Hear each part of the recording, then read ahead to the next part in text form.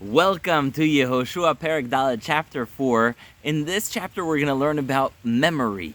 Memory meaning Yehoshua doesn't want a miracle to be wasted. And remember how the water of the Jordan stopped at the feet of the Kohanim holding the ark? Well, Hashem tells Yehoshua, this must be remembered. And so he tells him what to do. Yehoshua goes to Bnei Israel and he says, I need 12 representatives. And he takes 12 people. And he says, I want you each to take one rock from inside the Jordan, where the area is dry now, but it's usually underwater. And he wants them to take that out so that they remember the miracle of Hashem splitting the Jordan River for them. Well, not exactly splitting, because all you need with the river is one side to split, and the rest goes on its own. But he says, I want you to take it out. And while the Kohanim are standing there, they take out 12 stones and they remove them. And then Yehoshua gives the signal to the Kohanim who are standing there with the ark. He tells them they can walk now into the dry land of the the western side of the Jordan, Eretz Yisrael. And they walk, and the water comes crashing. Imagine like a tsunami type of situation. The water comes crashing down once the Kohanim are no longer there. The laws of nature are back in place.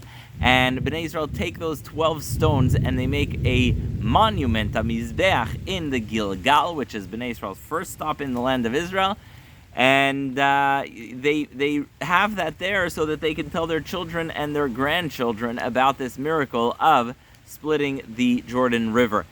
Once this happens, Bnei Israel suddenly have so much more reverence and awe for Yehoshua. Remember how they had so much awe for Moshe after the splitting of the sea and several other miracles? Well, Yehoshua standing with the people is also good. He's also an MVP and people really love him.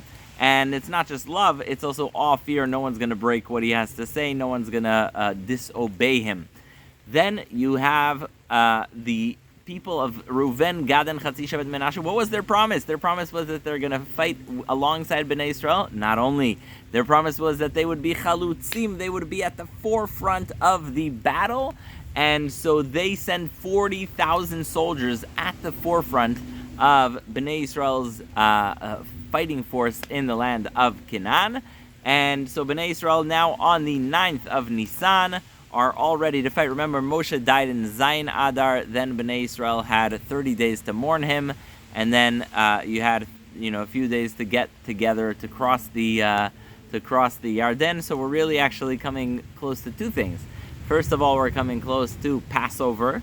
It would be Bnei Israel's 41st Passover, and also we are coming into the conquering of the land because Bnei Israel are in the Gilgal now with no resistance. But eventually the war will begin. So what did we see? We saw Bnei Israel crossing. We saw the Mizbeach with the 12 stones. We saw the increased reverence and awe to Yehoshua. We saw the 40,000 fighters from Reuven, Gad, and Chatzi Menashe going to fight as chalutzim, the building of the Mizbeach with the 12 stones from the Yarden. And we're going close both to the war in Israel and to the first Pesach led by Yehoshua. Thank you for listening. See you next parak.